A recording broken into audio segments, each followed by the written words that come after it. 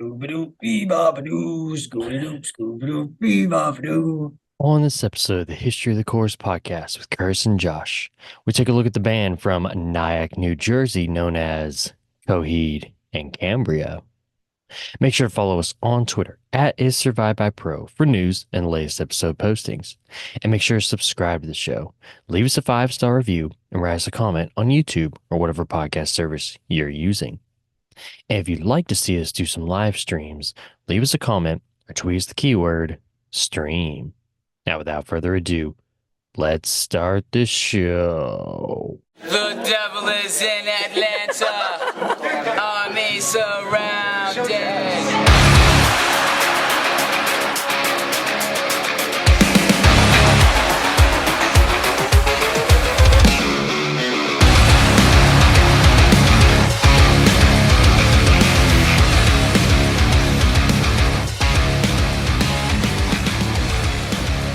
Dear New Awaken, how's Apollo been treating you? Has he been a good boy since the day I left? Give him my love and a sweet kiss for his head, because I won't be coming home when you get this. I'll be dead.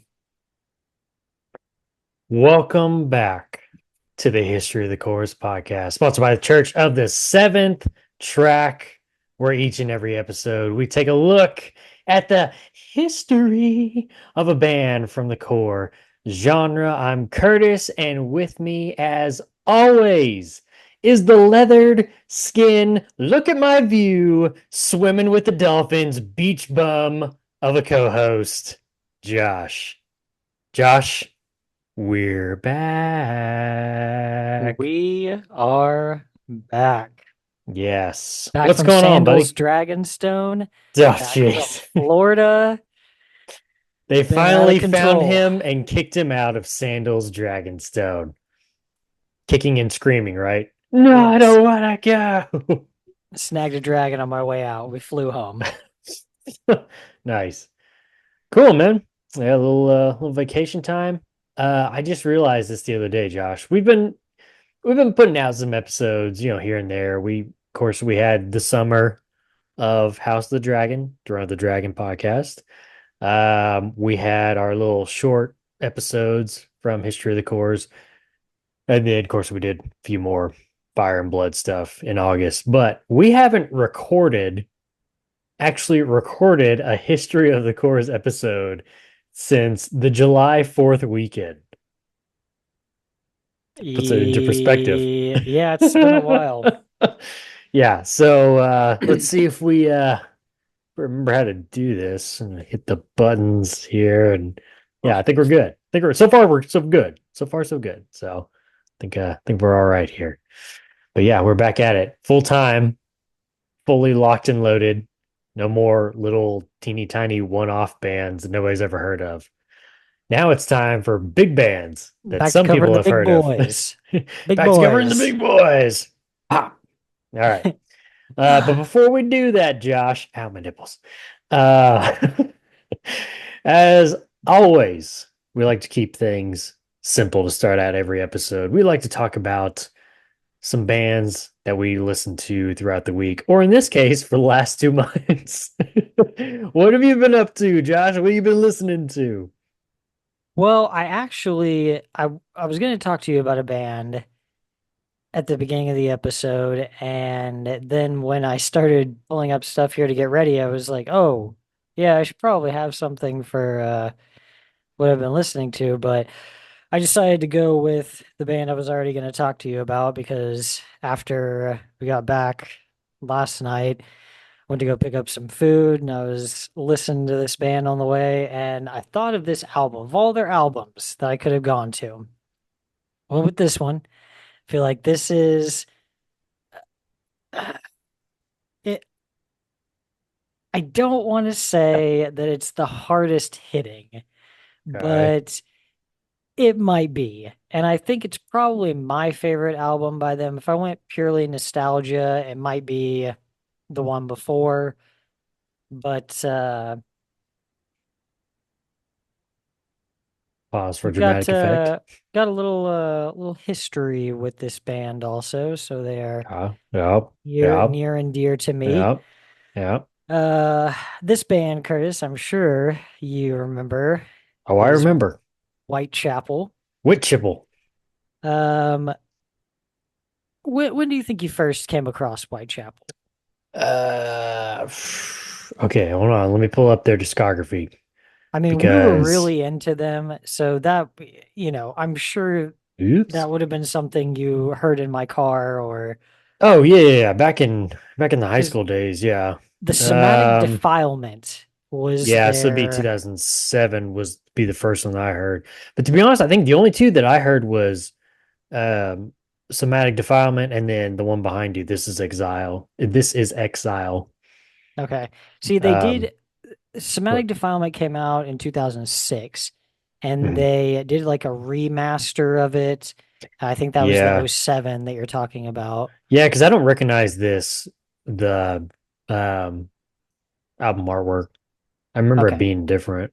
I remember them doing it different, and I always favored the original on that. It's just Yeah. so dirty. Very makes me think of like Knights of the Abyss or one of those other Classic. just really gross old deathcore bands. But this album, Curtis, 2008's This Is Exile, was, I think, probably one of the most iconic deathcore albums. What do you think? Agree, disagree? Dude, it's been way too long to even think about what it used to listen to. Or like what it used to sound like, you know what I'm saying? Because I don't listen to Whitechapel anymore. It's just not my jam, you know. Are you talking about on Somatic Defilement? I'm talking about Whitechapel in general. I don't remember. I couldn't tell you the last time I listened to Whitechapel. Oh, okay. Yeah. Well, I will say for you, this is one of the Say it for me, most Josh. yeah, this is one of the most iconic deathcore albums for sure. I can't find the old album artwork. It's all just the new one. I don't like that. It hurts my I soul. I think if you threw this one on, there would be many tracks on here that you would remember Oh, I'm sure, yeah. because it's a very Well, I remember Fairy Faye and Ear to Ear just from the names, at you're still least. talking about Somatic Defilement. Yeah. Oh, you're talking about, I'm sorry. You're talking about it. This is Exile. Yeah, I'm talking about This Is Exile. You were really hung up on Somatic Defilement over there. Well, I'm on Google trying to find the old freaking artwork and I'm going down a hole here. So, Okay. and now Man. this guy is riding a dinosaur with a shotgun. Yeah, I have no clue. We're lost. I'm so lost right now. I don't know what's happening. Anyway, carry on. Um, just in general, I think Whitechapel really kind of broke the mold and stood out because nobody else had three guitarists, you I know? was gonna ask, yeah, did they start out with three? Yes. And they Okay. had three at least for the first few albums. Um, I know eventually that didn't really pan out. I mean, it's not super practical when you think about all the lineup changes that most bands will go through, you know? Right. Eventually, you're going to be in a situation where you're like, okay, we don't really have anybody else that we could fill in on this third spot, and we could make it work with two. It's not like making the decision to go from two to one, you know? No, I think I found it. The original artwork. I think so. I think I finally did. Oh my God. Although that doesn't. Anyway, carry on. Don't mind me over here. Uh, but they really did it differently. A lot of you listen, okay, this is completely out of the way, but you listen to Leonard Skinner and you think, okay, they've got three guitarists, but they really could get by with probably like one, right? Right. It's not, you don't really need it. And there's guys who are playing the exact same thing as each other. It's not, I don't know. It's not practical. Yeah. But with Whitechapel, you've got like three different parts going at once. Right. And so there's this crazy, just horribly destructive metal harmony that you're hearing throughout anything of theirs. Um, but yeah, I would say, if old deathcore fan, if you were to flip through This Is Exile, you would recognize a lot of these songs. But yeah, I was just realizing flipping through there last night that I was like, oh my God, just banger after banger. I'm just surprised you would want to get back in the car after all that driving. Oh yeah. But I'm damn sure wasn't gonna cook anything, man. Well, I didn't expect you to cook either, but could have just gotten something delivered. Yeah. Nah. Nah, Nah. he's not the Nah. delivery type. Nah. Cool. Whitechapel. Nice. 3 guitars. They still got 3 guitars? No. No. No, I don't believe Womp, so. womp, And also I womp, don't really know. I womp. mean, I listened to them up Wonder what you do through then. Do you just like, do you still, because I mean, you think that they still play some stuff from like their older days, like what from what we're talking about. So do you have like a touring guitarist as like a third guy, or do you just like, chop that third part off? yeah, I bet they just kind of wing it. You know what I mean? A lot of times when you see a band play live, you're like, oh, that doesn't sound exactly the same. It's like, yeah, Oh it's because they're no, not no, no, playing it no. that way. Yeah, yeah, I agree. Um, I listened to them all the way through Mark of the Blade, which was 2016. I listened to a couple tracks off of The Valley in 2019, but by then I was just kind of burned out on them, you know. Yeah, They only put one album out after The Valley, and it's Kin in 2021. Uh, I mean, I'm sure they're still doing the thing. You know, it's like listening to a new Job for a Cowboy album. They're not really presenting you with anything new. Um, you know, it's not that it's bad, like it's still good, but there's just not really any standout stuff. They're just kind of, you know, yeah, this is the formula. We've decided to stick with that, and here you go. yep. I agree. I agree. Yeah. Oh, yeah. I was saying, you know, Whitechapel is just there's, you know, some history there. I was telling Liz the other night that I at the Pink Eye one time. I don't remember if I was playing with They Were Outlaws that night, Yeah. Nice. but I remember Whitechapel was headlining. There was like it was a pretty sparse crowd at the Pink Eye that night. It was like a Monday or Tuesday night or something. Right. Um, and I got to do like dual vocals with Phil Bosman from Whitechapel for like most of their set because What? I knew all of Somatic Defilement. And so like the first couple songs they played, like I was right in the front, you know, I was like screaming all the words in his face and everything.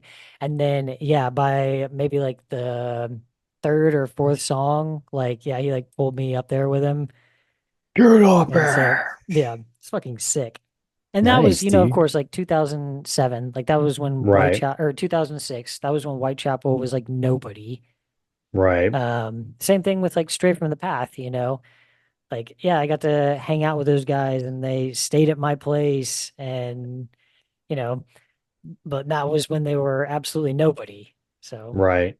Nice, dude. Core memory for the core memory. grandchildren. That doesn't look like anything to me. Cool, man. Whitechapel. Nice. Okay, so I've got two here. Oh, there we go. The one on, well, hold on. I gotta, where? Show me me. There we go. Here we go. Let me guess. Let me guess. Go for it. The one with the trees is a post-rock band called um Firewatch. And then Ooh, yep. close. And then In a way. is it oh, okay. And then the other one is also a post-rock band called Nope. Crop Circles. No. Okay. This one you were close. It is a post-rock, post-metal band called If These Trees Could Talk. So in a way, Firewatch, yeah. Help us, the forest is on I was on fire. the right path. Yeah. Yeah, no, they're a pretty good band. This album is called Above the Earth, Below the Sky. It's a good listen. Check it out. This band over here, though, I actually got to see at the Norma Jean show. They are a local band called Red Witch Johnny.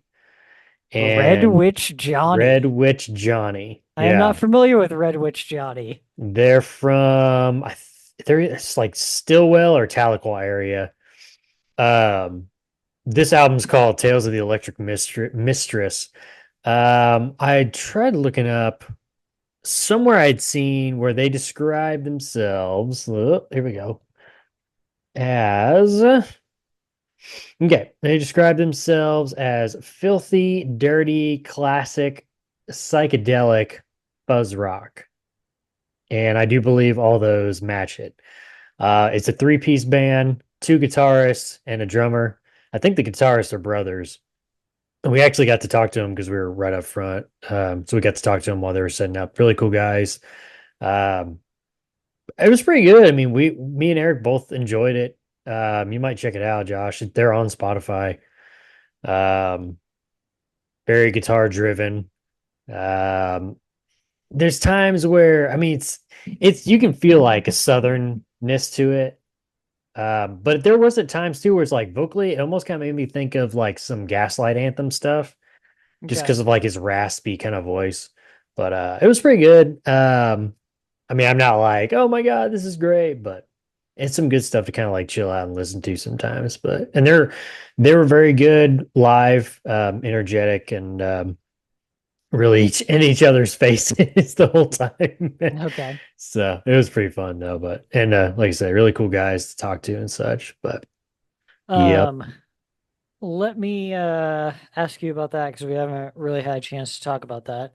Yeah. You said that Norma Jean was good, but Darkest Hour was really where it was at. In my opinion, Darkest Hour was better. And the only reason I say that, both musically they were good. They were on the same level, but Norma Jean really stayed, each member stayed in their lane. And I didn't really like that. So it's like, you know, you got your lane here, and you just kind of like you'd walk up to your pedals and you'd walk back, and you kind of just like that. Whereas Darkest Hour, dude, the both guitarists, they're like all and over the bassist place. were like all over the place. Nice. And I mean, they were all over the place and in your face because at one point, close at the beginning of their set, there was a fight that was breaking out right behind us.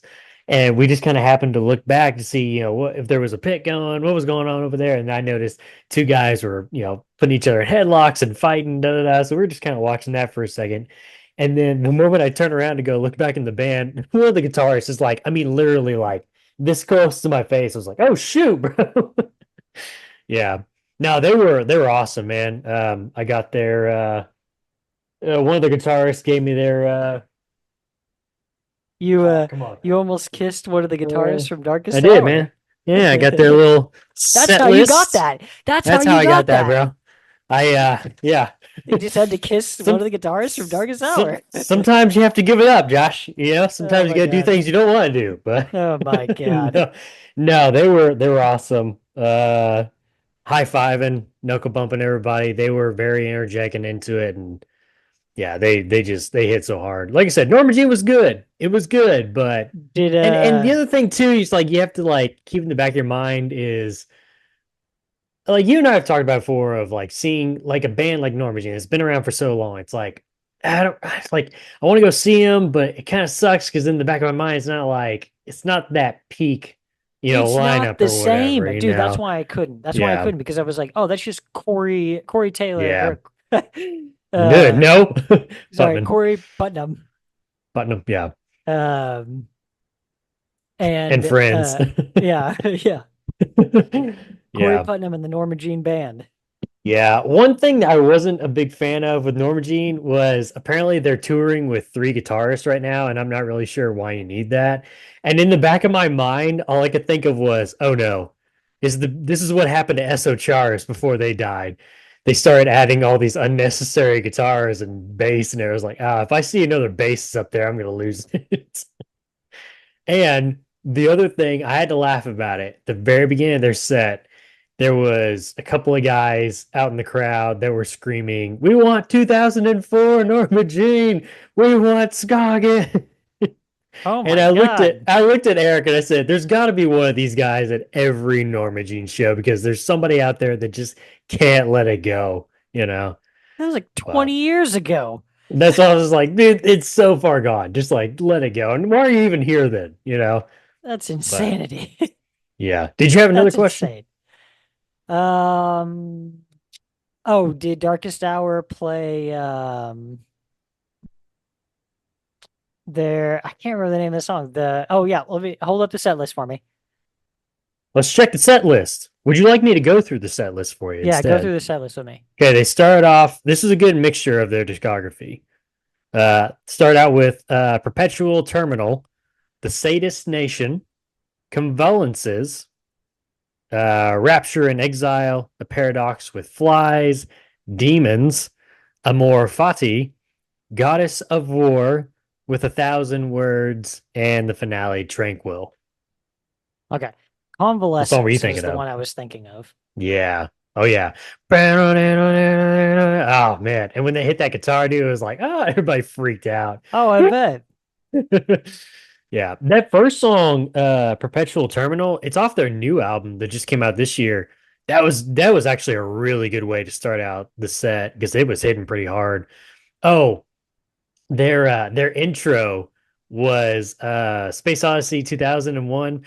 Bum, bum, bum. And there's a guy back on the soundboard going, "All right, ladies and gentlemen." Oh my It's God. like, what is happening? That's always so epic. Yeah, I was like, this is awesome. Yeah, it was Ugh. just like I said, both were good musically, but Darkest Hour took it because of their stage presence. And I forgot to mention there was one other opener. Their name was Ivory Tusk. I think they're local too. Very strange because it's a four-piece band, vocalist, guitarist, bassist, and drummer. And the guitarist also does some like keyboard stuff or programming or whatever. And I told Eric, like close to the end of their set, I said, I don't think it was a chick that was on. I think it was a chick. I don't know. The guitarist. Anyway, I don't know. The guitarist. It was dark. The guitarist.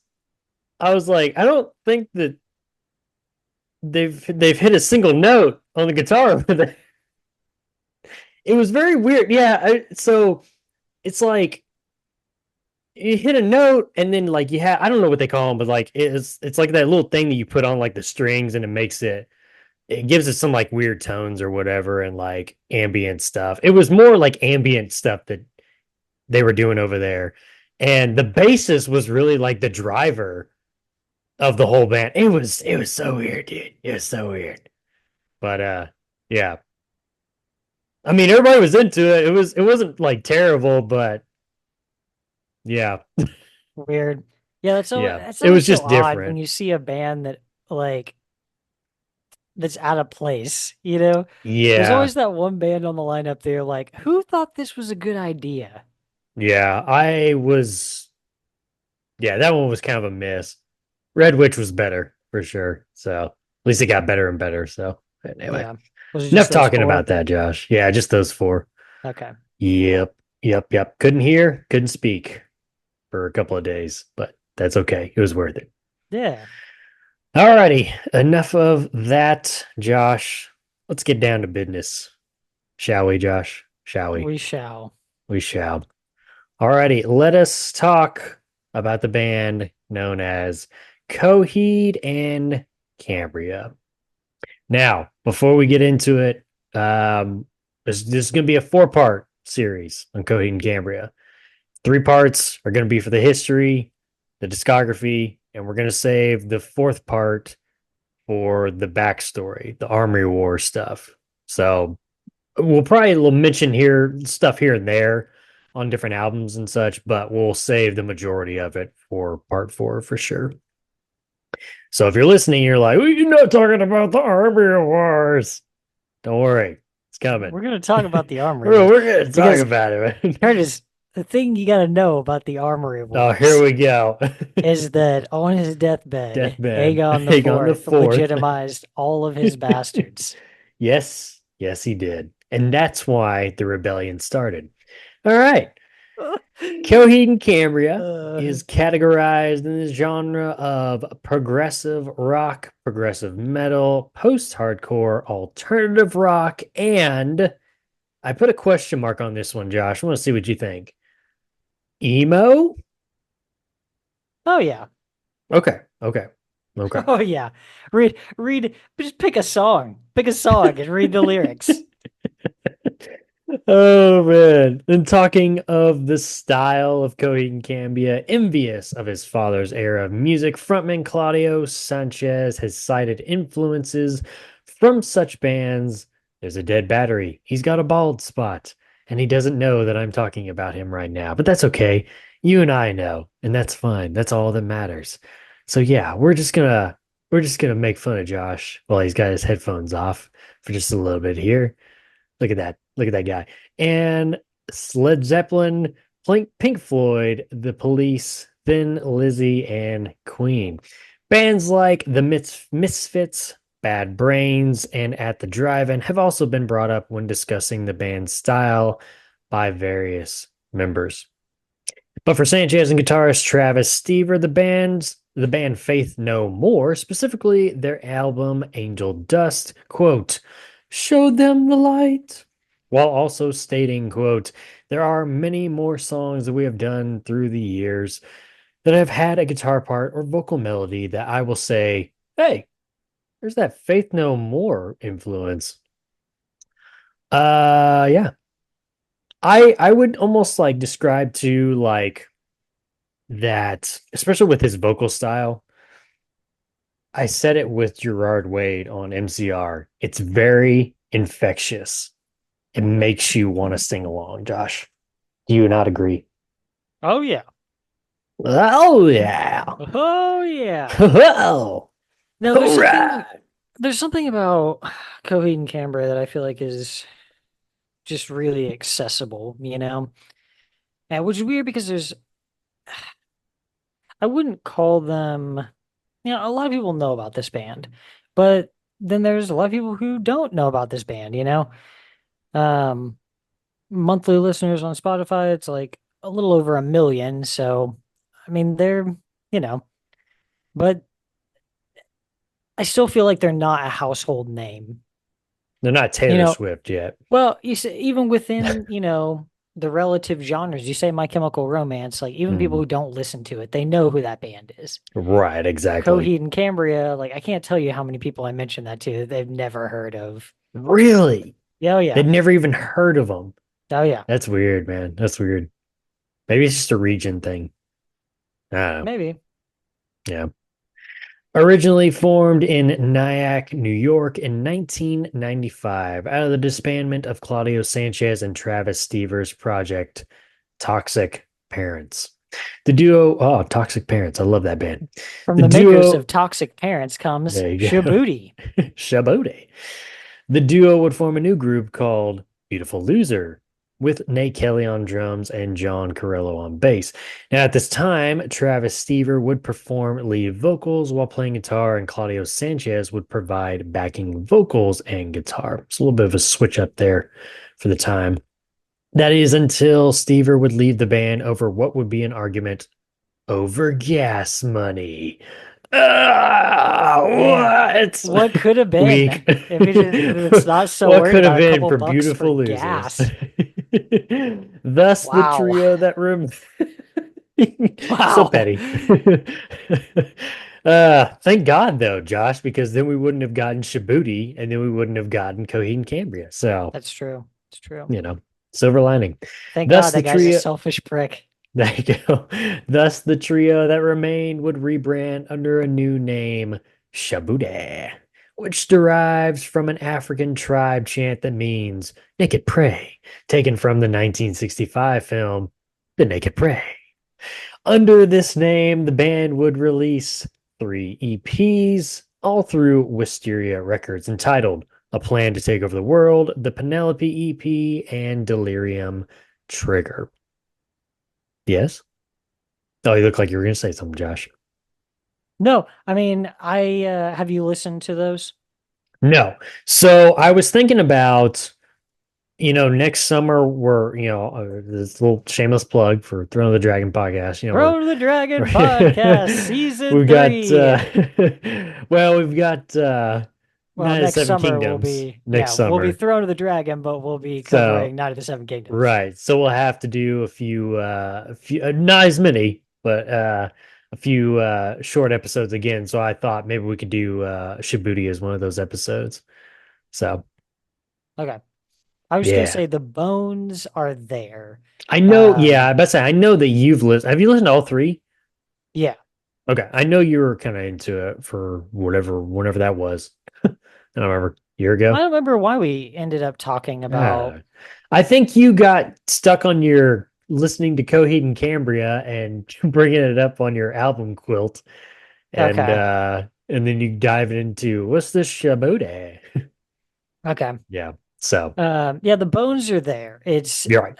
I haven't listened to their two previous bands, but so I couldn't say if they were even on that path. Right.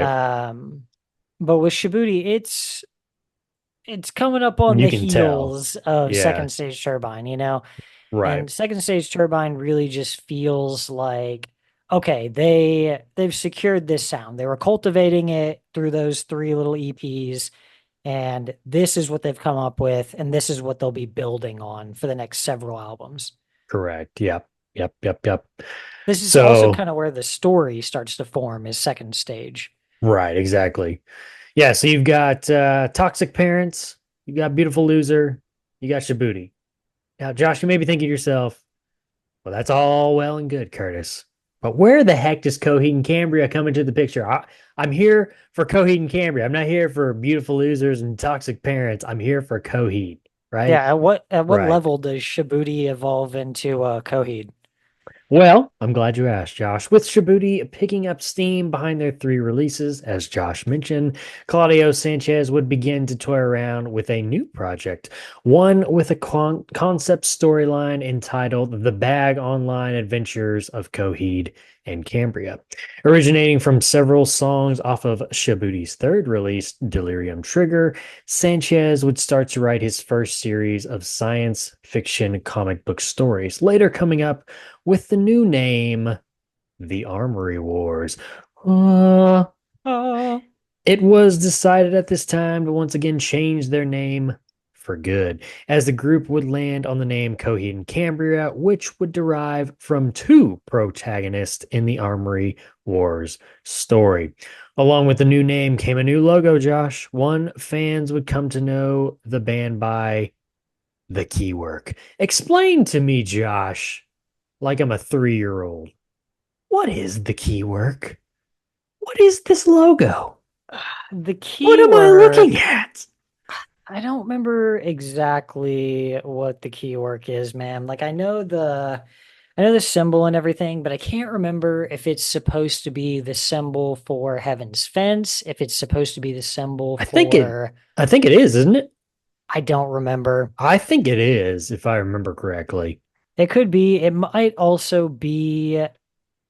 I want to say the keyword is part of what's used. I can't remember if that's what's used in like the Afterman for um like his dimension jumping and shit, basically. Oh, okay. Gotcha. Yeah, Pause for I'm station gonna have to identification. do. I'll be doing a big brush up, of course, before we do the lore episode. But yeah, Oh, there's we're just gonna so need you much. to because I'm There's so depending on much you for to that this, episode. dude. Yeah, there's just so much here. Like you can go through it, and then yeah, if you're not staying up on this, you're gonna forget about it. Yeah, for sure. Along with the name change, the band would solidify a new lineup, which included Claudio Sanchez on vocals and guitar, Travis, give me my gas money, Stever on guitar, Josh Eppert on drums, and Michael Todd on bass. Determined, Josh, to make this story come to life, the band would begin writing material for what would be their debut album, 2002's. Is it two? Wait, hold on a second. Wait a minute. Pause. Pause. Is it 2002? Now I'm thinking it's 2001. Second Stage Turbine? Yeah. I was pretty I sure think that was it's 2002. well, okay, so on Spotify, which is the reissue, it says 2002. Is that right? I mean, I'm showing it as 2002 in like a couple different places. Okay. For some reason, like when I start to say that, I was like, wait, it's like 2001 or 2002. Hmm. Let's see here.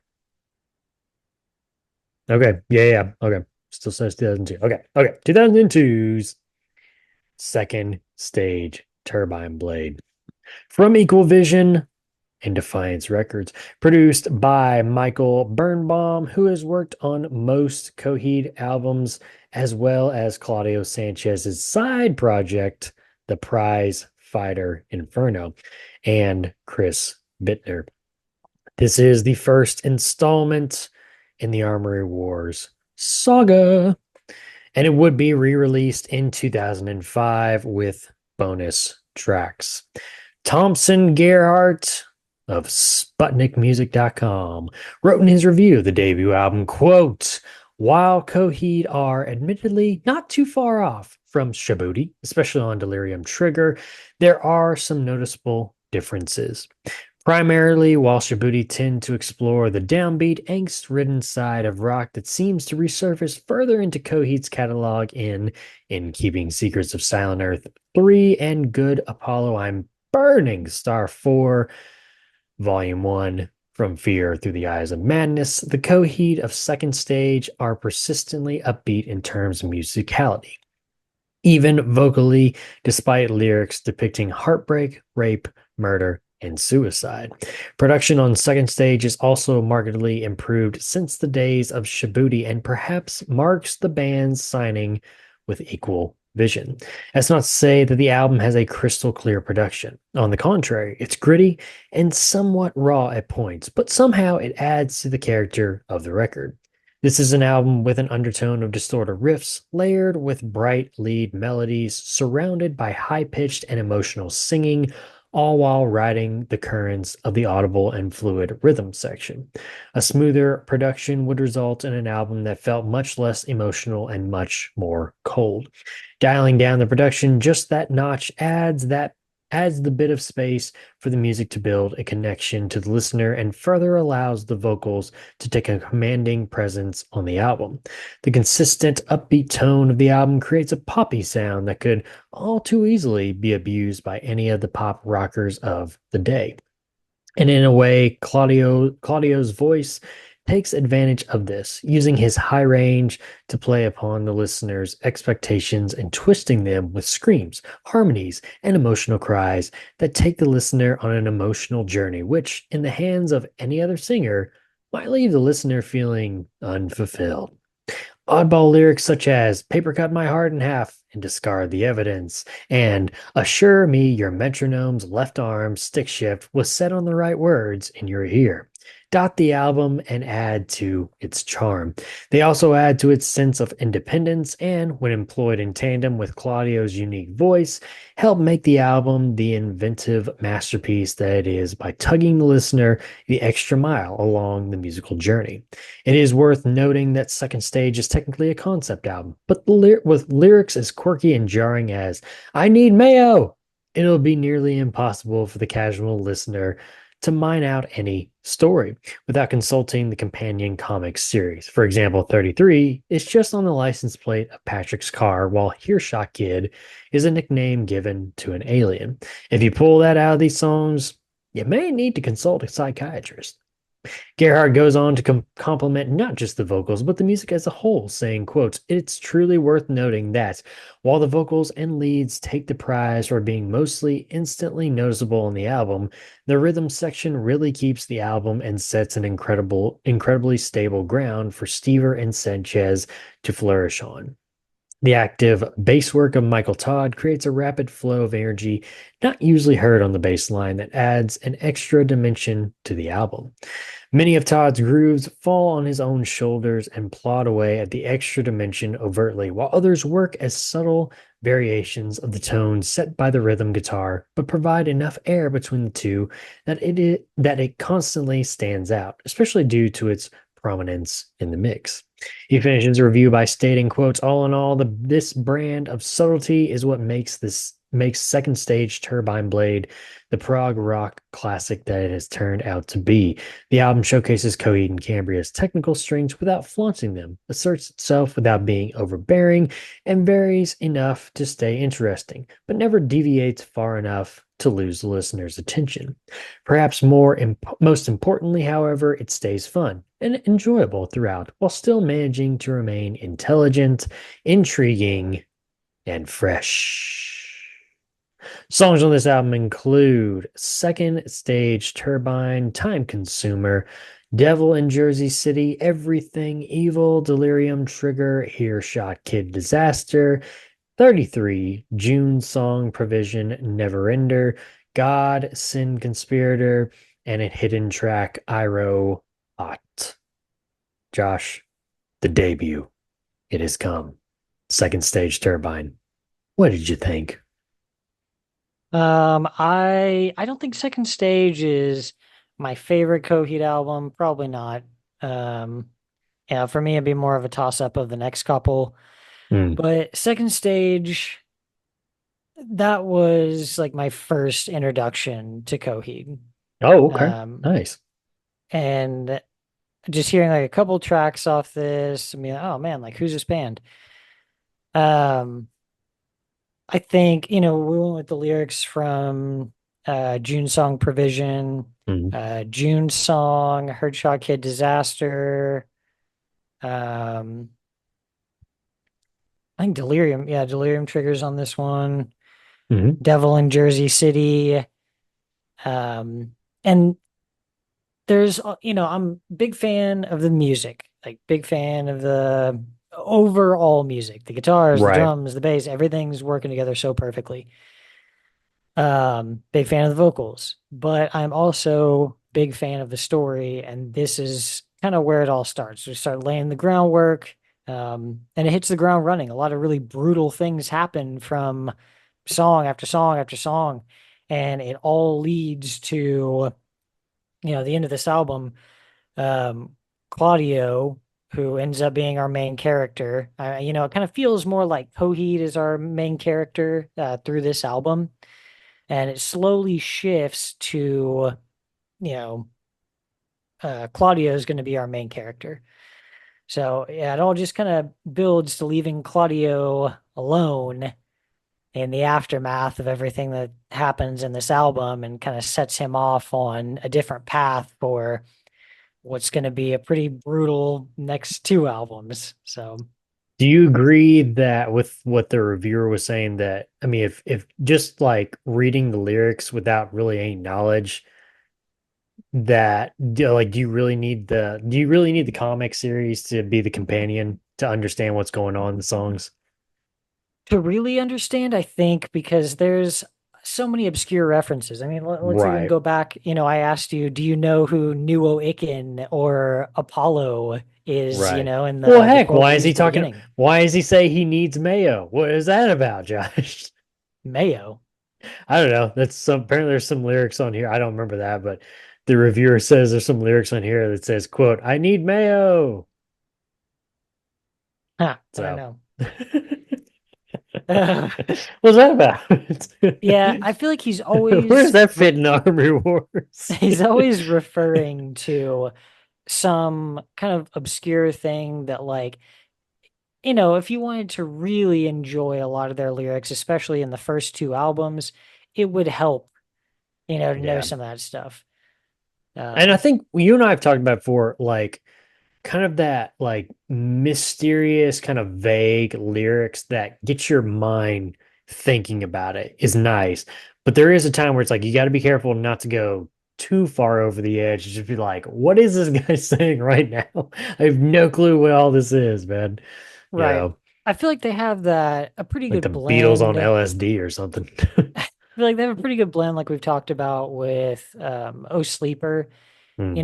and even with there being comics and stuff, it's like there's still things that aren't completely fleshed out. There's things that like we don't really know entirely. And I think he wrote a lot of those things in a way that like he doesn't even 100% know. A lot of this Right. stuff is supposed to be open-ended. You're supposed to kind of have your own opinions on why things happen the way they do, or so there's still plenty of room like for your mind to kind of wander with that, which is what we've talked about with O Sleeper.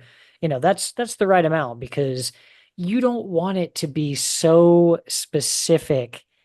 And Like, on the nose, yeah. yeah, if it's vague, then people can dance with it a little bit, and that, it gets people talking about it because Yeah. my feelings of what maybe that's saying aren't what, your feelings are. So, Right, exactly. Yeah, gets the conversation going for sure. right. I'm guessing you've because this is the first time you've heard, so you've heard the original version, right? I don't know that I've heard the original. Oh, okay. I just kind of wonder how rough it is. It's because you I can mean, still tell even like the version that's on Spotify, which is the quote unquote reissue or whatever, still right. feels a little rough at times. And obviously that's some things that's like you just can't change, especially with like vocals and stuff, but it still fits and it still works. But Right. I yeah. had I had the album, like I had the CD, Oh, and I remember it sounding essentially this way, but that would have been, I probably would have gotten the CD in like, 2000, eh, maybe like four. oh, okay. Yeah. So, because whenever I had heard about them, it was like before I had that album. But yeah, so Gotcha. it probably would have been the reissue anyway, unless, because I didn't get one when it came out in 2001. I do like this thing, and I don't know how far they take it, but we do hear it on this one. We do at least hear it through the three that we're going to talk about on this album, and we'll kind of continue from there. On Go ahead. Are you referring to bum bum bum bum bum bum bum bada bum? Yes, exactly. Yes. Is there an actual like name for that? No, I Okay. mean it's just I mean, it's a I kind bit of that take it they as like, use. yeah, I kind of almost take it kind of like the Star Wars theme type thing. It's like or the Lord of the Rings deal. It's like when you hear that, it's like you just kind of like see the credits. Army Wars. Yeah. Nice. Yeah. But the way that, they introduce it to you on this album at the very end, it's kind of like, oh, interesting.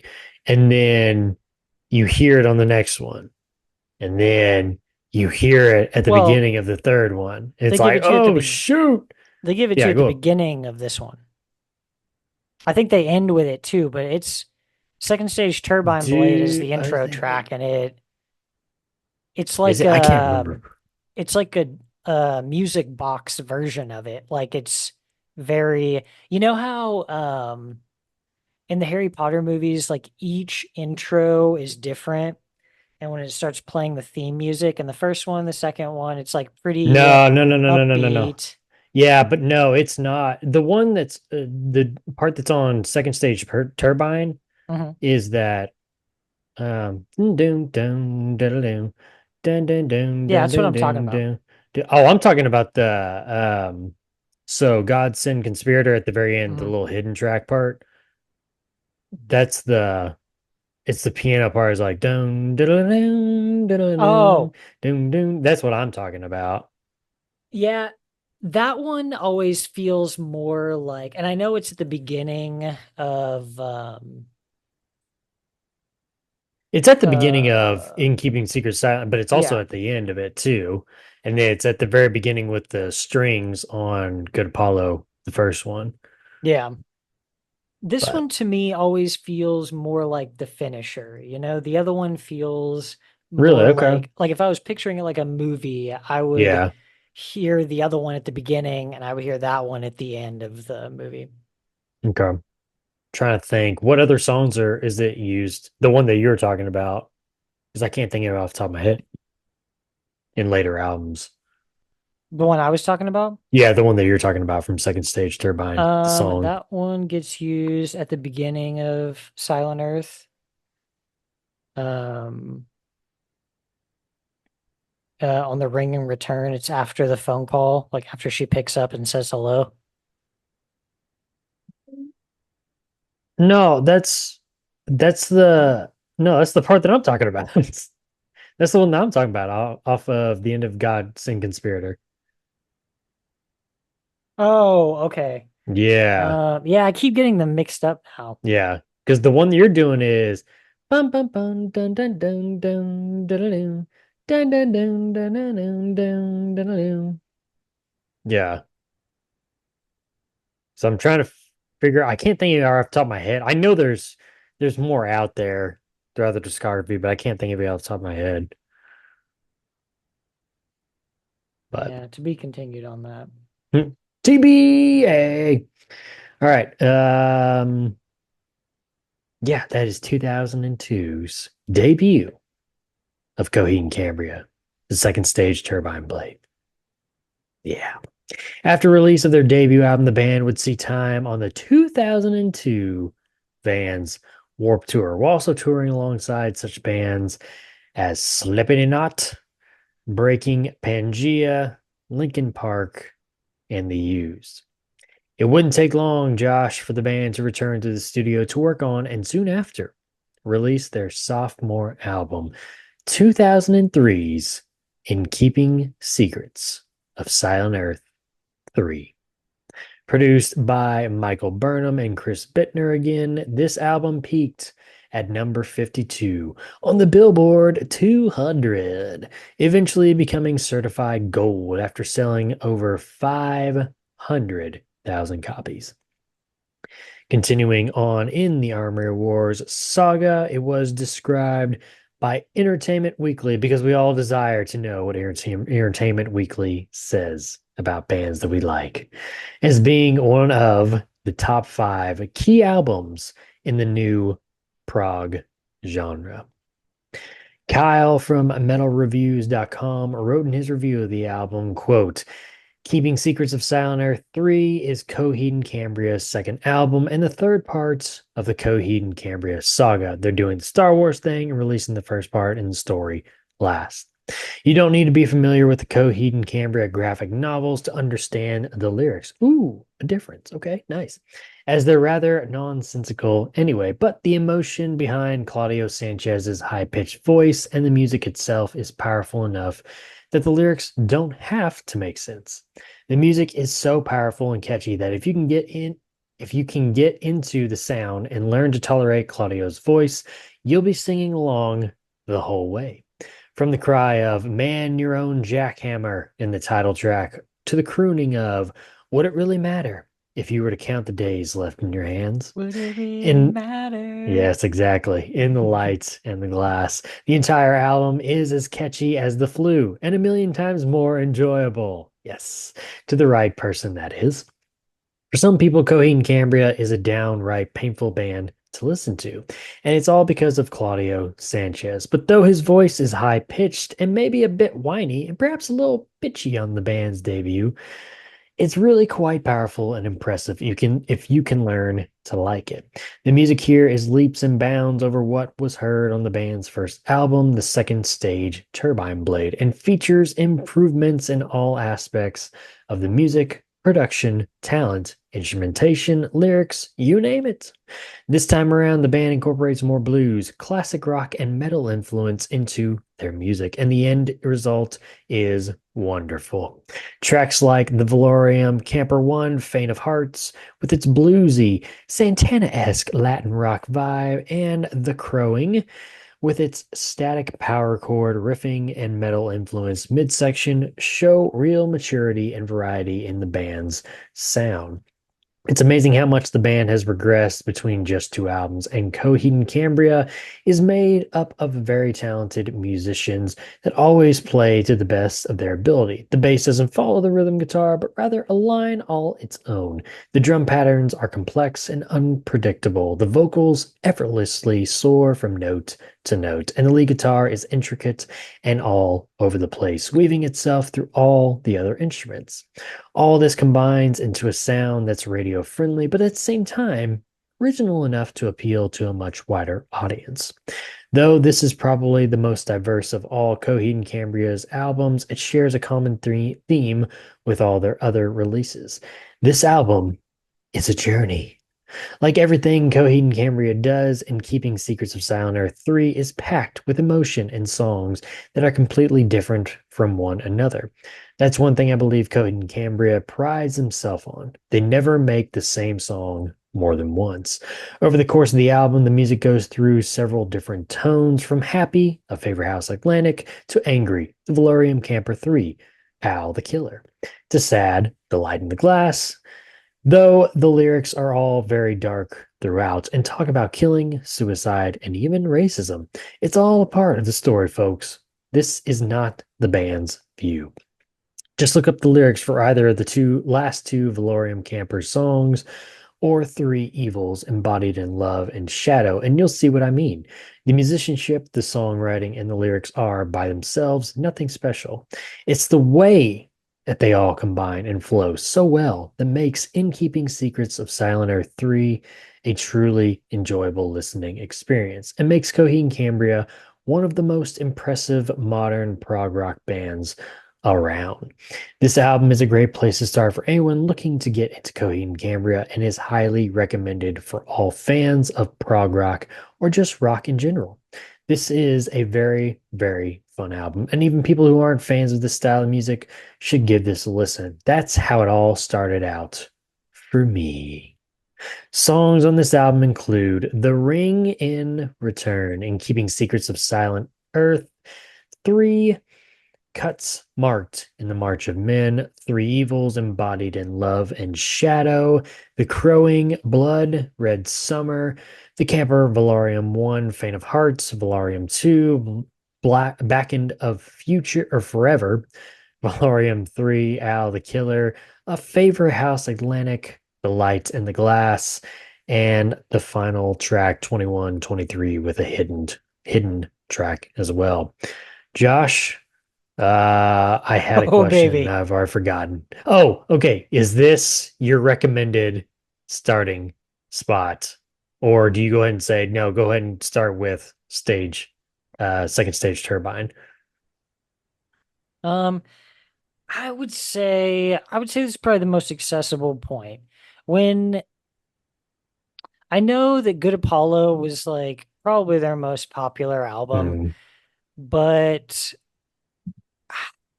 it feels like that's a little too convoluted. Like if you're coming in and trying to like get a grasp on the story, the music, like the story for Good Apollo is all over the place. Like this is more, Second Stage Turbine and well, Silent it's Earth are yeah. more on like a linear line, I was about to say with Good Paulo, it's like you're kind of having like you're opening up Pandora's box, and now you're pulling back the curtain. You're seeing the man behind the curtain, and so it's like now you're having to deal with the Armor War story, but now you're having to realize this is just like the story of some crazy guy, and we have to like live through his life, but they're kind of like intersecting with each other, and it's just like, yeah, like you said, it's all over the place. It is crazy. So, and Well, at one point you're yeah, kind of like, is he talking about himself, or is he talking about the character that he's writing about? I don't know anymore. right. Well, in Willing Well 3, it finally is completely broken because he enters his own story Mm, as God, essentially. And, you know, spoiler. that's where it starts getting tough, man, because Yeah. like you were saying, he's the writer is losing his mind over the Mm, course of the album. And so it kind of like we were saying, this it leaves it open-ended. These open-ended things is has he entered their world, you know, to correct this path because they've gone against where he was writing this, or is he just losing his mind and none of that is real and he's just inserted himself into this fictional story? But you know one way or the other, whichever way you think, he tells Oh my God. Claudio that like this is the end. Like you're going to fulfill this and all of this will burn. Like everything that I've created here will die. This is So freaking Shutter Island all over again. Is he really crazy or is he really a detective? I don't know what's happening anymore. yeah, that's Oh why I man. say that I think this is the entry point. If you're going to test the water, you're going to see if you like this band. I'm going to tell you, you're going to know within the first like 3, 4 songs. If you get through the crowing and you're not all in on this, then I mean, dude, if you don't get to the end of Silent Earth, like if you don't get to the big, like massive chorusy, Hmm. synth filled Sing along. Yeah. screaming, yeah, sing along at the end of Silent Earth, then this is not for you. I can't help you. Yeah. Yeah. But I remember Yeah, the I first agree. time hearing this song, like hitting play at the beginning of this album, Boom, hearing dun, dun, Silent dun, Earth and dun, dun, just, yeah, dun, being like, dun, dun, whoa. dun, dun, dun, dun, dun, dun, dun, dun, dun, dun, dun, dun, dun. I can keep going forever if I need. Anyway, You yeah. know, you know that I'm truly all 100% in on a band, like the more songs of theirs that I can play, Right, because yeah, usually gravitate towards bands that I'm just like, wow, like how is he doing that? I got to figure that out. right. Because I remember when I first started kind of learning some of their stuff, and when I saw a friend I hadn't seen in a while, we were just like kind of playing around, and he was like, "Dude, are you like sweep picking now? Like sweep pick?" I'm like, "Yeah, dude, I had to figure it out because I wanted to learn. I wanted to learn some of these songs so bad." I was And forced he does to. so much sweep picking. So, Yeah. Great album, man. Great album. oh yeah, Even like Josh, even if you threw the story away, forget the yep, story. And we're talking music and we're talking, vocals and everything. This is, yes, I'm with you too. It's like Good Apollo that's coming up next.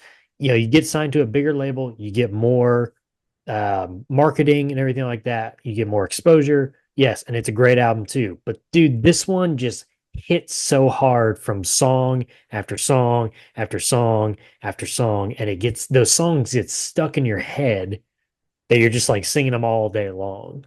It doesn't yeah. matter, man. I mean, And so, it's such a rare combination, like of all those elements. right, A lot of this starts, well, pretty much all of this starts with Claudio writing lyrics and guitar, and then we kind of build off that. So, how often do you come across a band who, like, yeah, they have an amazing vocalist who can pull off stuff like this, where, Fall of Troy levels, you're right, singing yeah. off, you're not just sitting there playing the rhythm, like you're playing a bunch of ridiculous stuff all out of time from what On you're a singing guitar, on a guitar like this. on this bad boy up here. What the heck? You also have a supporting guitarist who Yes. is every bit as good as he is. He's probably better Hmm. than Claudio Yeah. is. Yeah. Um, then in any standard band, you might also have like a pretty decent drummer and a run-of-the-mill bassist. But not in this band. You've got an amazing drummer. And they continue to have good drummers, but it's the writing. It's like writing these ridiculous parts to go along with the ridiculous stuff that has already been laid as the foundation. And we're just like stacking these levels of technical, just mwah, chef's kiss. Mwah. But it's Mwah, everything mwah, about it. mwah, Like mwah. the drums and bass, like super, they drive so much so that he can really play with these melodies that give you those crazy story kind of Right. visions, Yep. I So agree. Okay, you want to talk Camper Valorium? yes, Curtis Coheed they've got a few cycles, and Yeah. we'll talk about one of the others, which I still feel like is a pretty strong one, in the next episode. Um, but in Silent Earth, we've got the Camper Valorium, I would call saga or Mhm. series. And then you also, in Good Apollo, the next album, have the Willing Well series. I did want to ask you, first of all, which do you think is the stronger saga? Camper Between Valorium or between the two. Willingwell? Yeah. Ah, And you can quantify however that, however you want. If you want to look at that more musically for you, yeah. I mean, I have to because I don't really know much about the story, and especially with it going with the lyrics. It's for me, it's musically and how much do I and sing along story to wise, it's hard. it? It'd be hard to say that Camper Valorium could be better because Willingwell, that's where everything comes True, yeah, to a completely head. 100%. Yeah, just there's not much of a comparison for that. The one in No World for Tomorrow, that's not going to hold up to that. So, Ah, man. I'll probably, and this is so close, you know. yeah. I'll probably go. I'll probably go. Willingwell. Okay. I mean, Valor, man, Valorium is still so good though, bro. you get more value. Yeah. There's four instead of Well, three. and yeah, and one of the things too that I do like about the Willing Well is it feels like even you get four, but even I mean I'll throw out the last one because that one's pretty short and it's more music filled, the final cut. But in the first three, it feels like you get like three songs out of each of those. So it's like you get like seven because there's three parts in each of the Willing Wells, the first three Willing Wells. So it's like you get a lot more, and it's like it's a roller coaster ride, man. Yep. And then I do love the callback on Willingwell 3 Apollo 2 to Apollo 1, the writing writer. So, yeah, I think I'm going to have to give it to the Willingwell, Josh. Are By you an inch. are you talking about the um oh, help me out. What's So, the I think it's the reprisal? well, first I think it's first the first line on each one, I think if I remember correct. I could be wrong about that. Yeah, Um, and the worst of all your fears, you've come so far to hear. yes. Is it the same thing on? Yeah. And then of course the chorus part on Willingwell 3 is shows up on the end of Apollo 1, the cry on bitch, why aren't you laughing now? Mm-hmm. Why aren't you come on bitch, why aren't you laughing now too? Um yeah, just crazy, man. I do love the connection, Josh. You mentioned with you mentioned Oh Sleep earlier. I mean, we Mm-hmm. do love our callbacks and connections, you know. And most of So those are going to be within sagas like this. Like you're going to right, hear one song in the saga refer to another one in it. right, which But makes sense. also, have you listened to No World for Tomorrow yet? I have, yeah. It's been a little Okay. bit though, because back in the summertime I went through most, excuse me, most of the discography, Oh yeah, and then I kind of took a break to kind of give myself rest because there was a lot, it and is a then lot. It is a yeah, lot. and so this past couple of weeks I went through the first three again. So, and then obviously, No World will be the first album on the next episode, but Okay. Well, there are still a few reprisal things on there also. There might be like a line here, like just a singular line that was right, like from, kind of like yeah, yeah. So just a lot of cool Easter eggs throughout. I like Easter and I like eggs. Nice. But I yeah, would still Camber say, Valorium though, dude, is still good. It's still so yeah, good. Ah, man. yeah, it's tough. I I love mean, I think you love I probably love got to the go. go ahead. I think you probably got to go with Willing Well. Yeah. Um, Whoa, but whoa. Willingwell also ends an album. Camper Right. Valorium leads you into what I would argue Oh is man, this is a hard one. Yeah. one of the best tracks on the album. Like Yeah. into Favor House Atlantic, Right. Light in the Glass has a lot of really cool stuff in it. Hmm. And then 2113. Oh God. I love the the guitar line all throughout that. Yeah. Yeah, I agree. I mentioned it to you before, I think before the episode. Or maybe I said it to Eric, maybe.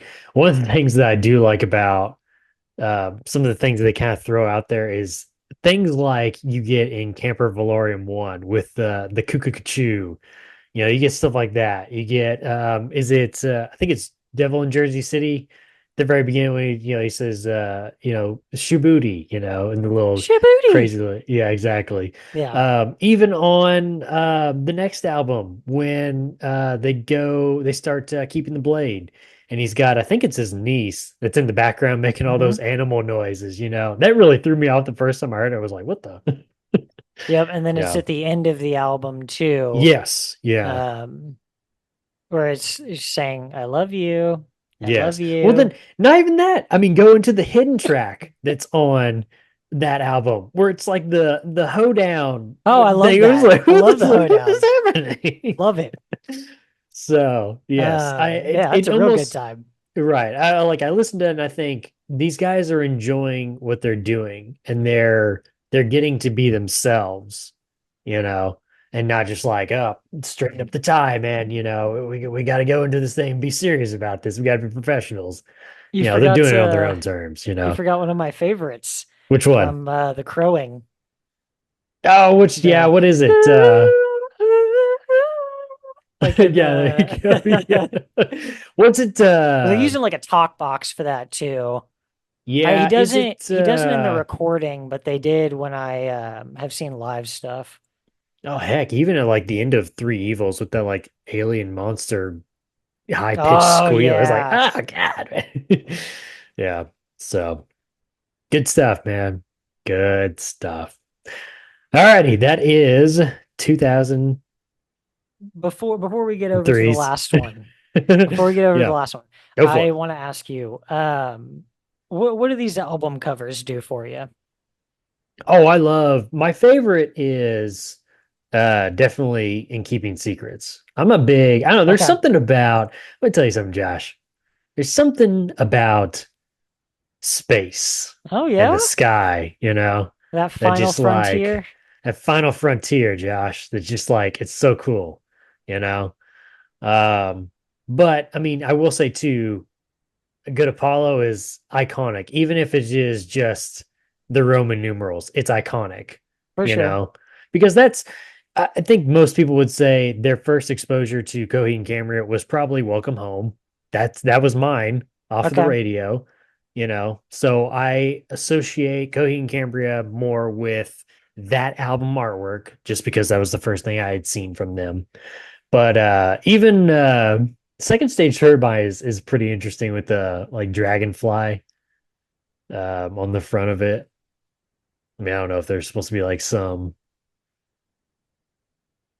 significance to it or not. Maybe you can tell me. What now? Second Sorry, Stage Turbine. I was looking at the cover for No World for Tomorrow, and then it was really bothering me about the key work. The key work is basically what allows them to travel between the planets quickly. It's the energy stream that flows between all the planets in the galaxy. Gotcha. Okay. Okay. Repeat that for me one more time. Which part? What you were asking me, what if there was significance to Oh, something? yeah. Is there significance to Second Stage Turbine artwork? I mean, with like the To the dragonfly on it. dragonflies, Yeah. I I always kind of got the feeling that the dragonflies were like it wasn't like literal dragonflies, that they were like ships that they flew. I feel like I've seen Oh, concept art yeah. like that. Okay.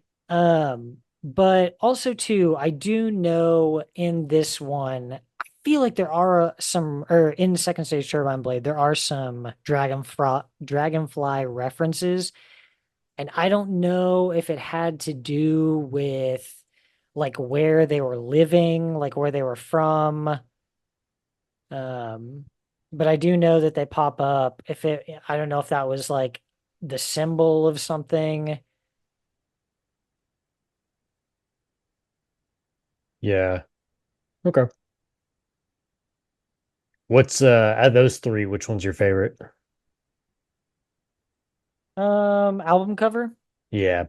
Yeah, keeping Silent Earth or Second Stage. I mean, Good Apollo, like you were saying, it's very iconic, but Yeah. I It's mean simple, but these it's iconic. these give you a little bit more to go on, you know. Yeah.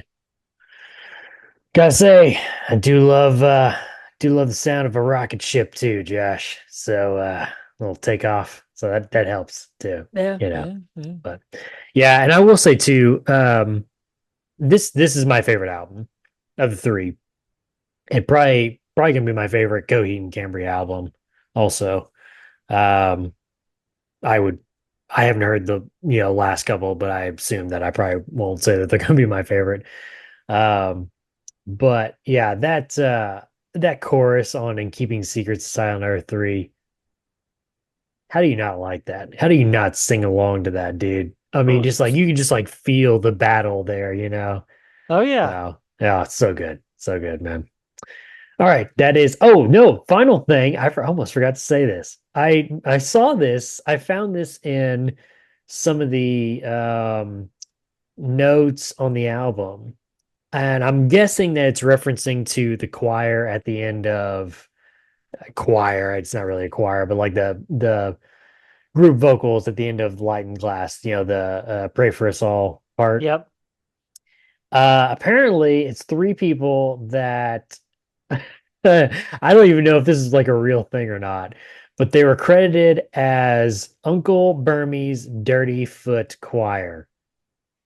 Oh, okay. So do do what you want with it. I have no clue what's going on there, but I'll take it. And I'll leave you with that Um, one.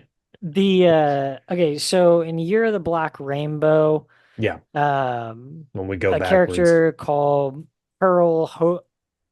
Hohenberger creates what's called a Sariga dragonfly, and it's Mm, a dragonfly with a stinger at the end of its abdomen.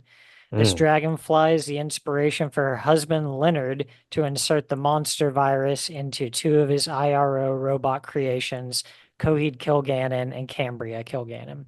And so Year of the gotcha. Black Rainbow is the prologue. That was Right. like the why, the God. why to a lot Where's of this. where's the Jar Jar Binks in that one, man? No Jar Jar Binks. Thank God. Thank God. All right, that is 2003's In Keeping Secrets of Silent Earth 3. The album release birthed two music videos, Josh, for A Favorite House Atlantic and Blood Red Summer. We didn't even really mention Blood Red Summer, dude. That's a classic, just like jam track, man. That's a good one. In which both saw plenty of time on MTV exposing the band to new fans. Hitting the road once again, the band would team up with such bands as Thrice, Thursday, AFI, and Rainer Maria, while also returning to the Vans Warped Tour for their second stint. What up? Oh, you're on mute. I was saying Ah, that's it's a pretty good good lineup, tour man. right there. Yeah, Yeah. that's pretty good, man. AFI, who else did you say? Thursday, Thrice, and Oh, Rainer Maria. yes. Yeah, that's a great tour, bro. In August 2004, at a show in New Jersey at the Starland Ballroom, the band would record their set, later releasing it under the title Live at the Starland Ballroom.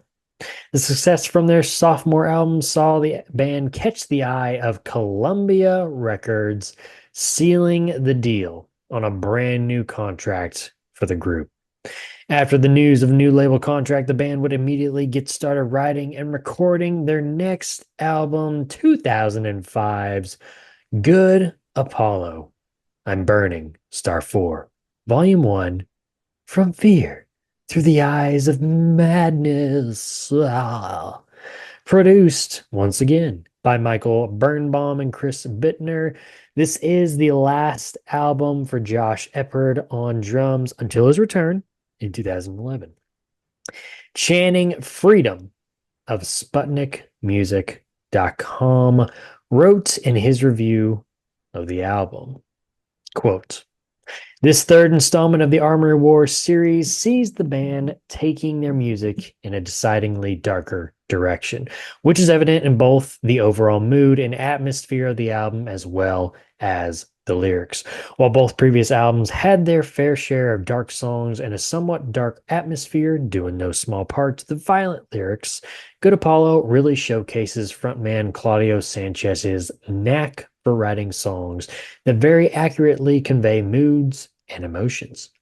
This is the album where the story's characters are plunged headfirst into darkness and violence, whereas before they only had their feet dabbled in such things. Claudio's lyrics have always been top notch, but now we get to see the dark, violent side of him, mostly when he writes the parts of the writer. The writer's insanity fueled ramblings and rage over the psyche and his rage over the unfaithfulness of Erica Court, the absurd yet relatable manifestation of his psyche, and his brutal murder of Ambelina are the most obvious examples of the incredibly dark style of writing that Claudia adopted for this album. Although Second Stage Turbine, Blade, and In Keeping Secrets of Silent Earth 3 both had dark songs and lyrics, there was always a slightly campy, quirky feeling about them because many times Claudio paired dark lyrics with poppy, happy music in songs like Devil in Jersey City, Three Evils Embodied in Love and Shadow, and Al the Killer, which features one of the catchiest, cheerful sounding choruses around with the line, "When I kill her, I'll have her. Die white girls." It is catchy. I will admit that it is very catchy. With Good Apollo, however, the music matches the lyrics. It's a good sound for the band, one that I hope they can further develop on their next album. They will. Lyrically, highlights include Welcome Home, You're Just As I Presumed, A Whore in Sheep's Clothing, Fucking Up All I Do. Apollo 1, the writer, I'll Make You Wish You Hadn't Burned Our Time Before, I'll live through this in a manner cursed at my own accord, and the lying lies and dirty secrets of Miss Erica Court. You're just a page I'll burn from a book. Obviously, there are many more highlights, but those stand out most readily, much like the lyrics which progressed and changed as the story developed. Claudio's voice also changed. For those of you who are unfamiliar with the band, Sanchez has quite an interesting voice. It's slightly high-pitched, but not in a way that sounds nasal. You know, that voice that so many vocalists employ these days and sounds a bit boyish. Think Geddy Lee, only a lot less annoying. On this album, he sings at a much lower range than he did on the previous release. It was certainly a good move because the lower range not only suits the dark mood of the story, it enhances it. Yes, chef's kiss. While I certainly would not have minded hearing Claudio sing Cry On Bitch, Why Aren't You Laughing Now? Or Burn in Hell, You're a Young Sinner in a high-pitched voice, overall, the lower vocals make the listen more enjoyable for a few reasons. The first reason being that after 2 albums, it's nice to hear Claudio sing lower for a change. The second reason being that when his voice fits what's happening in the story, the album becomes more than just a bunch of songs. It becomes a book, a novel, a comic, a movie. It becomes something that you can see and not just hear. You can actually envision, the writer standing over Ambelina's dead body and looking Claudio in the eye while growling, "All the worlds from here must burn." It's amazing what a simple pitch change can do for an album. We don't get those incredibly fun girly vocals like in A House Favorite Atlantic, or those growls, perhaps goughs would be a better word for them, like at the back end of Forever, or shrieks like that at the beginning of Earshot Kid Disaster. Instead, we get welcome changes like Claudio's demonic chanting of "Feed little maggot on," fuel for the feeding end. Progress is the name of the game for this band. As if a step up in vocals and lyrics wasn't enough, Coheed and Cambria doesn't decide to bestow another gift upon us humble listeners: musical progression. The band has been often filed into the progressive genre, but their first 2 albums really did not possess any of the traits of a progressive album, save long song lengths. Even after the release of Good Apollo, I personally don't think that they can be labeled progressive, at least in any strict sense. Of course, any band that furthers and changes their sound could be called progressive because they progress their sound. But when people try to label the band as progressive, referring to the genre, I just can't see it. However, if they ever did come close, it was with this album. On In Keeping Secrets of Silent Earth 3, the emphasis seemed to be placed more on vocals and lyrics than on the actual music. Those who considered that a problem will be satisfied with good Apollo. More guitar solos, musical interludes, and audible bass playing will put a smile on the face of those who were left wanting after listening to In Keeping Secrets of Silent Earth 3.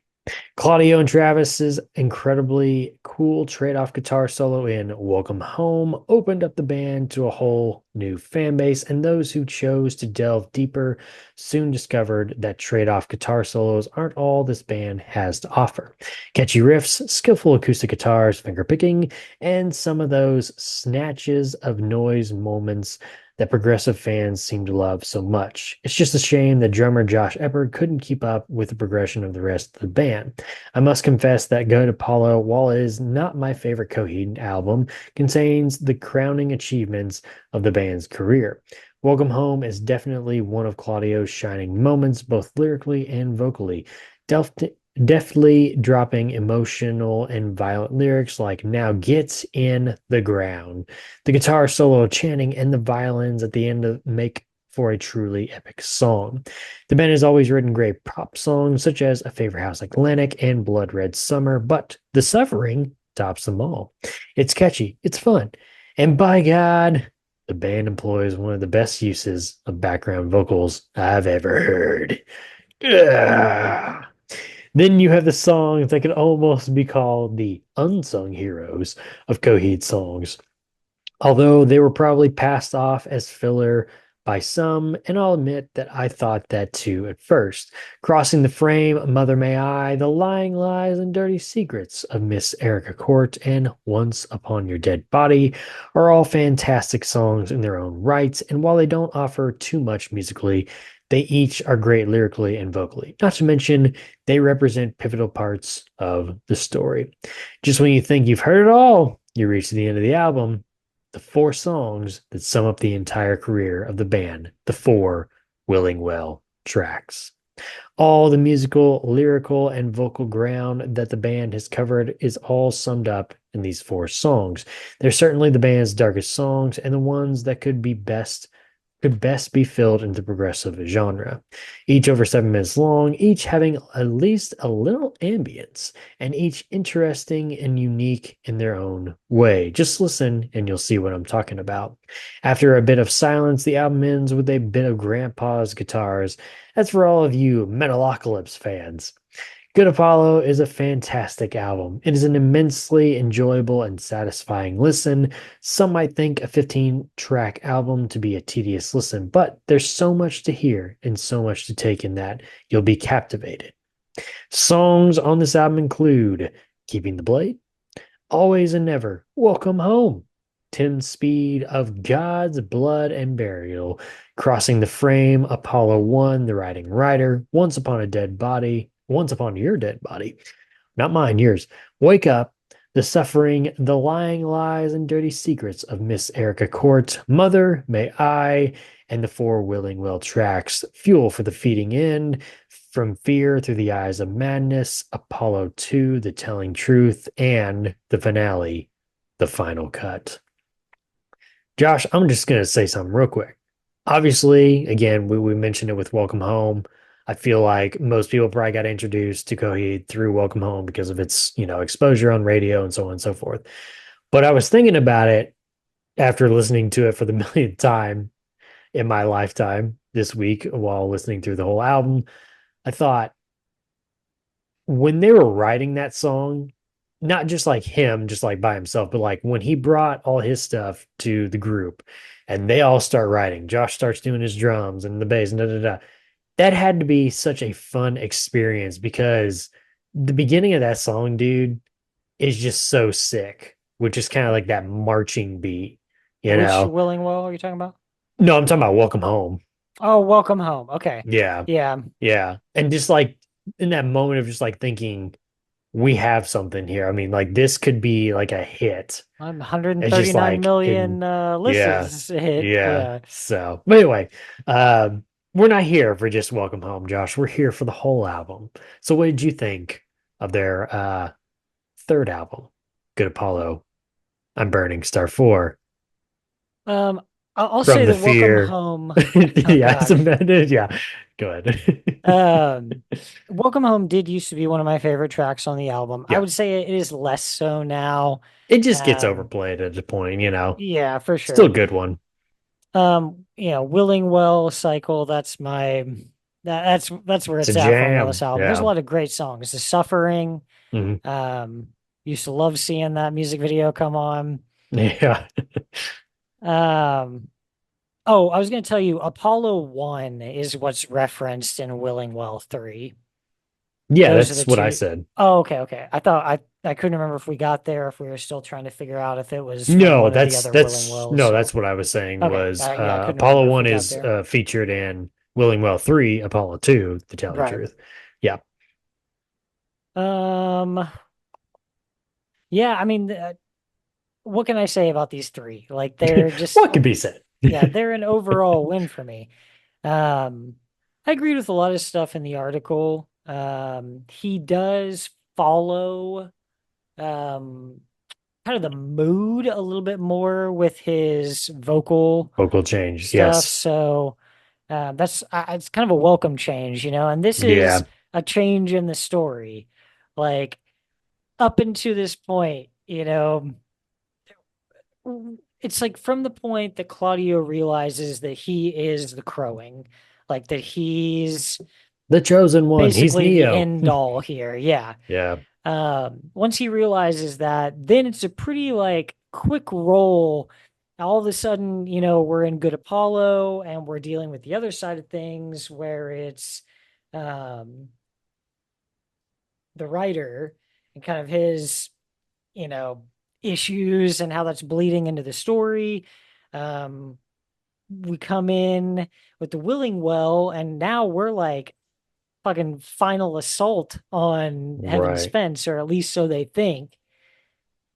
Um, and then everything just kind of goes wrong. But I will say, like, you can really enjoy all of this without even picking up anything from the story. But this becomes 10 times more enjoyable when you know what's going on throughout the Willing Well. Right. Like ending the album knowing all those things is just like, man, it just leaves like by the time Final Cut starts, you're just like, oh, like so floored from everything that's just happened. Like several main characters get killed during the Willing Well cycle. Hey, spoiler alert. Um, No, I'm just kidding. but yeah, I don't have a bad thing to say about But you're these right. I mean, it's first like three at what all. yeah, what's there really to say about these three because they just speak for themselves. They're just so good, Yeah. you know. So, I was going to ask you, do you have any of the comic books? No, I don't have any of these. I'm Well, gonna he calls himself a get true fan. a couple of them that are more accessible, but so they put out things for pretty much every album. Right. The Year of the Black Rainbow one, that one goes for like several $100s because there's a limited amount Oof. made. Yeah. And that one's tough to get a hold of. You can get a digital copy, so I'm going to get a couple of these on Kindle for when we talk about this because the digital copies are a lot more accessible. There's a coffee table book that they made for Afterman. Does it turn into a coffee table? No, I don't think so. Dang it, But that one Kramer. they said was actually pretty cool, and I can't even find any of those for sale like anywhere. Dang, man. That's crazy.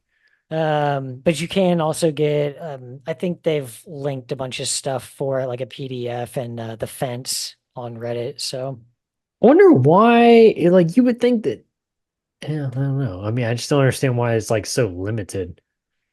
I mean, you If he make did like a that on limited purpose, press, man. though. Like I have a limited press hanging on my wall right now. I'll give you the number. Give us the number, Josh. We want the This number. was number 15 of 100, and there are only 100 in circulation out there at all. That's a press from Amity Affliction. that one of No. their guys did. It's just an art piece that he did for some of their lyrics. But yeah, Oh, like, nice. limited press, 100 of them out there. I have one of them, I thought you were going to tell me it was the Hodor autobiography. I Oh was no, like, that'd be really? cool. That'd be sick, dude. I'd be able to sell that shit for so much. Oh my God. I remember the first time I saw that, I thought, what the heck? So I was like, oh, let me read this real quick. Just open up pages. Hodor, Hodor, Hodor, What Hodor. what is happening? Of course, at that Yeah, I time, at got that that as a point, gift. I I got that hadn't, like for yeah. Christmas. But Yeah. like at that point, I hadn't seen Game of Thrones, nothing. I'm like, I don't understand what's happening. Yeah. But anyway, yeah. What like Josh said, what more is there to say about this? About this The, this three set, you know. yeah, they speak for themselves. They just speak for themselves, man. Get you a taste, and I don't think you'll be disappointed. Go ahead, drink it. Do it. If we didn't put Drink anything in it, drink the Coheed Kool-Aid. drink the Coheed Kool-Aid, bro. Everybody's doing it. That is 2005's Good Apollo. I'm Burning Star 4, Volume 1, From Fear Through the Eyes of Madness from Columbia Records. Ridiculous. Those album titles. Oh yeah. So, oh man. What was the band we were talking about though back in, was it Protest the Hero? We were talking about some of their album titles maybe, and maybe it wasn't that. We brought up Coheed before when we are talking about some other bands with like some of theirs. I don't know. But anyway, supporting their newest work, the band would head out on tour across the states and even across the pond into Europe, traveling with such bands as the Blood Brothers, Circus Survive, Dread, Head Automatica, and Avenge Sevenfold. Not as good as the previous tour. While on tour, the band would choose to record a live set, later releasing it in DVD form, titling it The Last Supper, Dude, that live at would Hammerstein Ballroom. What up? okay, if we go back to that lineup, you probably know better than me on Thrice, but for AFI, they would Mhm. have been playing stuff off of Sing the Sorrow. And what year did you say that was? 2002. Oh, that was 2002? Yeah. Oh, okay. No, they would have been playing stuff off of Black Sails and The Oh, Art of heck, they may be. Drowning. Yeah, they may have been previewing some stuff, though, Yeah. at least. With Thrice, though, that'd be it. Well, no, okay, no, that'd be a good one. That'd be Illusion of Safety, just Okay. before Artist in the Ambulance. That's still a good one, man. That's still a really good one. I was thinking it was Yeah. going to be the album before that, Rise of the Phoenix or something. I don't know. X-Men movie. I do Identity Crisis in 2001. That's the one I was thinking of. Which, Okay. that one's okay, I guess. But no, they hit hard on Illusion of Safety. That's a good one. Yeah. I gotta get back to my notes here. The Last Supper, live at Hammerstein Yep. Ballroom. Go eat Have and you seen that? carry. Have you seen I that? have not. No, I Oh haven't seen God, either one of them. I that's need a to. great one, dude. That's a Is it good? great one. All Yeah. right, I'll have to check that one out. Didn't you have you had a DVD of theirs for a while, didn't you? You still do? Yeah, I don't know if it's still over there. If it is, I'm sure it's destroyed. Yeah. Well, at least But I remember at least the small, it was like a small kind of DVD box it's or like all whatever. of them like sitting at a table together, like with a bunch of Yeah. food piled up on it. Yeah. Because it's, The Last Supper. Yeah. In October 2006, Sanchez's solo side project, The Prize Fighter Inferno, would release a debut album, My Brother's Blood Machine. That's a whole Like nother Coheed, thing. yeah, it's a whole other thing. Like Coheed and Cambria, the album would be a concept following the same story of the Armory Wars, but focusing on the main character's brother, Jesse. I don't know. Maybe we'll throw that in the mix next summer. That's the other thing, dude. That's what I'm telling you about this whole like rinse repeat thing is because Jesse dies Yeah, in the main story. But then, and like you just think Jesse's dead. But then Jesse like wakes up in this other world, essentially. So then it leaves you with all this other stuff where it's like, okay, well, when they die, do they just go to another, is there, yeah, there's a lot of unanswered questions in this, but the right. concept of Prize Fighter Inferno was really cool because it added more to the story of the Armory Wars in a completely separate band. Right. So that's like if Death Cab was Oh a boy. concept band and the Postal Service like Oh, was an jeez. offshoot from that story, Oh you my know? gosh, man. Oh boy. Uh, Originally intended to be a prequel to the Coheed and Cambria albums, like Josh was saying, Claudio would state, quote, when we were called Shabooty, the initial idea for Coheed and Cambria was to be an acoustic / electronic side project. So I guess, so basically, Shabooty was Postal or Coheed and Cambria, and Coheed was supposed to be Postal Service, okay. basically. So I guess the Prize Fighter Inferno is kind of the original idea for Coheed and Cambria. Yeah, make sure to go check that out. Prize Fighter Inferno. Prize Fighter Inferno. I almost made it. I I enjoyed almost it. made it, I Josh. liked it. I almost made it through this freaking episode without calling it the Prize Fighter Kid Inferno. But I almost freaking did it. And then I slipped. So I worked Had to really happen. hard. I know. So ashamed. Joshua Everett on drums would leave the band after extensive touring. As for the time being, drum tech Michael Petrak would fill in while on tour. Now, eventually Josh would come back around, but for now, bye-bye. Michael Todd on bass would also leave the band, but only for a few months, Josh, as he would later rejoin the group after completing rehab Yep. from his addiction to heroin. Oh, Not good. Yeah. Keep that in mind, Josh, because that's that thing maybe not that specifically, but some other stuff's gonna rear its ugly head here in the next mm-hmm. episode. So yeah. Our current lineup here at the end of this episode is Claudio Sanchez on vocals and guitar, Travis Stever on guitar, and Michael Todd on bass. All righty, Josh. Final thoughts on this saga of Coheed and Cambria. Probably the best The best. The little best. little saga here. Yeah. Because while it is, Claudio's the driving force, he's writing a lot of this and giving it its main feel. You're gonna notice those lineup changes like Yeah. down the road, like you're gonna start to things are just gonna start to feel different. So Hmm. this is where it's at. Yep. This is where it's at. Yeah. Yeah. This is your entry point, like for sure. Yeah, I agree. All righty, Josh. Let's make our way out. Make sure to follow us on Twitter at @IsSurvivedByPro for news and latest episode postings, not just on the show, but our other shows as well. We have the History of the Corps After Hours podcast, where I sit down with my good friend and avid listener of this very podcast right here, Eric, and we talk about some of the bands me and Josh have already talked about more in an interview style. And hey, Josh, by the time we get done with Coheed and Cambria, we'll be caught up. That's right. After every time we finish a series on a Uh-oh. band that week, later in that week, we'll be dropping an episode of the After Hours podcast, getting Eric's take on such band. We in honor of being caught up, we might have to do a special collaboration episode. Oh Lord, help us all. Where we all come in on a very, very special episode of History of the Chorus podcast. I like it. I like it. Yeah, we'll have to look into that. We also have the Red Right Hand podcast, which has covered all 6 seasons, soon to be a movie about the Peaky Blinders.